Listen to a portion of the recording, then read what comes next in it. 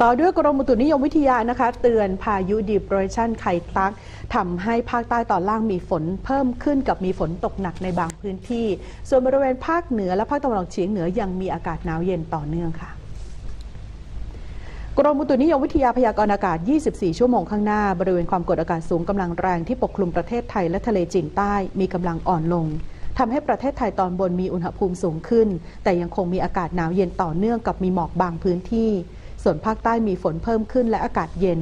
สำหรับมรสุมตะวันออกเฉียงเหนือที่พัดปกคลุมอ่าวไทยและภาคใต้ยังคงมีกำลังแรงต่อเนื่องทำให้คลื่นลมในอ่าวไทยและทะเลอันดามันมีกำลังแรงหย่อมความกดอากาศต่ำที่อ่อนกำลังลงจากพายุ Depression ไคตัก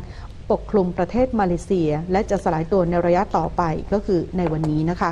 ลักษณะเช่นนี้ทำให้ภาคใต้ตอนล่างมีฝนเพิ่มขึ้นกับมีฝนตกหนักบางพื้นที่ขอให้ประชาชนบริเวณภาคใต้ตอนล่างระวังอันตรายจากสภาวะฝนตกหนักและฝนที่ตกสะสมซึ่งอาจทำให้เกิดน้ำท่วมฉับพลันน้ำป่าไหลหลากสำหรับคลื่นลมในอ่าวไทยตอนล่างมีกำลังแรงคลื่นสูง 2-4 เมตรชาวเรือควรเดินเรือด้วยความระมัดระวังเรือเล็กควรงดออกจากฝั่งในช่วงเวลาดังกล่าวด้วย